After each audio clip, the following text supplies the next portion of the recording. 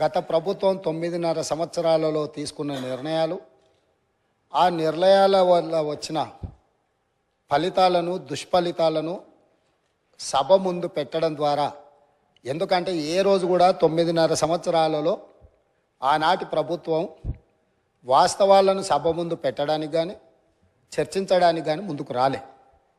ఈరోజు ఎందుకు ఈ వాస్తవాలన్నింటినీ ముందల పెడుతున్నాము? ఒక మనిషి ఆసుపత్రికి వెళ్ళి హెల్త్ చెకప్ చేసుకుంటే, ఎక్స్రే నుంచి స్కానింగ్ వరకు అన్ని రిపోర్ట్లు తీసుకుంటేనే, బ్లడ్ టెస్ట్ కానీ అన్ని టెస్టులు చేయించుకుంటే, హెల్త్ చెకప్ చేయించుకుంటే ఆ వ్యక్తిలో ఉన్న బలాలు బలహీనతలు అన్నీ తెలిస్తే డాక్టర్గా వారికి వైద్యం అందించడం సులభం అవుతుందని చెప్పి హెల్త్ చెకప్ చేస్తాం. అట్లానే ఈరోజు విద్యుత్ శాఖను పూర్తి స్థాయిలో స్కానింగ్ చేసి వాస్తవాలను వారు ముందల పెట్టి, వారు తప్పులు జరిగిన వాటిని అర్థం చేసుకొని, అవగాహన లోపం వల్ల జరిగిందా, ఉద్దేశపూర్వకంగా జరిగిందా, ఇవన్నీ ఒక చర్చలో బయటకు వస్తాయి. కాకపోతే వాస్తవాలను ఒప్పుకొని హుందాగా 10 సంవత్సరాలు పరిపాలన చేసిన అనుభవం ఉంది మాకని పదే పదే చెప్తారు. ఆ అనుభవాన్ని ఇప్పుడైనా తెలంగాణ రాష్ట్రంలో విద్యుత్ సరఫరాలో, విద్యుత్ ఉత్పత్తిలో సామర్థ్యాన్ని పెంచుకోవడానికి వారు ఉపయోగించుకుంటే బాగుండేది. నేను సూటిగా 3 అంశాలను ప్రస్తావించదలుచుకున్నా. మాజీ మంత్రి జగదీశ్వర్ రెడ్డి గారు ప్రభుత్వానికే సవాల్ విసిరిండ్రు, మీరు విచారణకు ఆదేశించండి, మేము సిద్ధంగా ఉన్నామని. నేను వారిని మనస్ఫూర్తిగా స్వాగతిస్తున్నా. 3 అంశాల మీద ఈ ప్రభుత్వము పూర్తి స్థాయిలో విచారణకు ఆదేశిస్తాము, జ్యుడిషియల్ ఎంక్వైరీ చేయడానికి ప్రభుత్వం సిద్ధంగా ఉంది.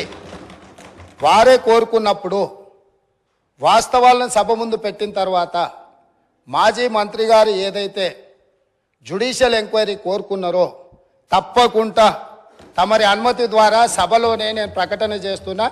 3 అంశాల మీద జ్యుడిషియల్ ఎంక్వైరీకి మా ప్రభుత్వం సిద్ధంగా ఉన్నది అని చెప్పి ఈ సందర్భంగా తెలియజేస్తూ, ఆ 3 అంశాలకు సంబంధించి తెలంగాణలో కాలిపోతున్న మోటార్లు, పేలిపోతున్న ట్రాన్స్ఫార్మర్లు, ఆత్మహత్యలు చేసుకుంటున్న రైతులు, ఇది ఒక పెద్ద సెంటిమెంట్ విద్యుత్తు అనేది.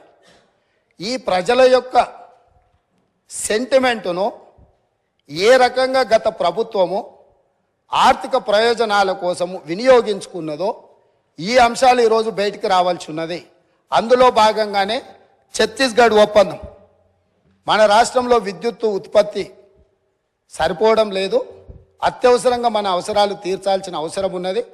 కాబట్టి ఏ టెండర్లు లేకుండానే డైరెక్ట్గా మేము ఆ ఛత్తీస్గఢ్ ప్రభుత్వానికి సంబంధించిన ప్రభుత్వ సంస్థతో తెలంగాణ రాష్ట్ర ప్రభుత్వం డిస్కాంలు ఒప్పందం చేసుకుంటున్నాయని ఆ రోజు ఇదే సభలో ఈ ఒప్పందాలతో వేల కోట్ల రూపాయల భారం పడబోతుంది, ఈ భారాన్ని తెలంగాణ ప్రజలు భరించలేని పరిస్థితికి దారితీస్తుంది, ఈఆర్సీ ముందల మేము ఫిర్యాదులు చేయడమే కాకుండా మా వాదనలు వినిపించినాం. ఈ సభలో ఆనాటి ముఖ్యమంత్రి చంద్రశేఖరరావు గారికి మేము చెప్పే ప్రయత్నం చేస్తే మార్షల్స్ను పెట్టి మమ్మల్ని బయటికి గెంటేసి ఆ రోజు ఛత్తీస్గఢ్తోని తెలంగాణ రాష్ట్ర ప్రభుత్వం ఒప్పందం చేసుకుంది. దీనికి సంబంధించి విద్యుత్తు జేఏసీకి సంబంధించిన తెలంగాణ ఉద్యమంలో క్రియాశీలక పాత్ర పోషించిన ఒక జెన్కో ట్రాన్స్కో అధికారి నివేదిక ఇచ్చి ఈ ఒప్పందం వల్ల నష్టం జరుగుతుంది అన్నందుకు అతన్ని ఎక్కడనో మారుమూల ప్రాంతానికి బదిలీ చేసి కక్ష సాధింపుగా అతనికి ఉన్న హోదాను తగ్గించి ఒక చిన్న ఉద్యోగంలో నియమించారు అధ్యక్ష. వారు ఇక్కడ సభ్యుడు కాదు కాబట్టి వారి పేరు తీసుకుంటలేను.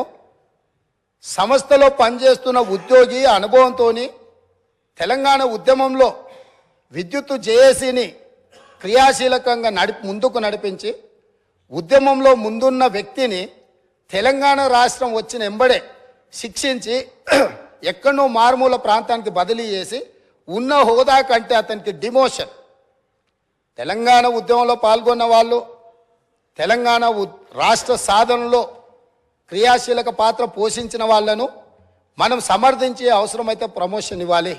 ఒకవేళ ప్రమోషన్ ఇవ్వడానికి మీకు మనస్కరించకపోతే ఉన్న హోదాలనైనా ఉంచాలి. అలా కాకుండా శిక్షించి బదిలీ చేసిండ్రు. అతను కూడా ఆనాడు ఈఆర్సీ ముందు తన వాదన వినిపించిండు. ఆ వాదనను పెడచెవిన పెట్టి ఛత్తీస్గఢ్ ఒప్పందం చేసుకున్నారు. ఈ ఛత్తీస్గఢ్ 1000 మెగావాట్ల ఒప్పందం 3/11/2014 నాడు ఏదైతే ఒప్పందం మీద సంతకం చేసిండ్రో ఈ నివేదికలోనే ఉంది, నేను కొత్తదేం చెప్పడం లేదు.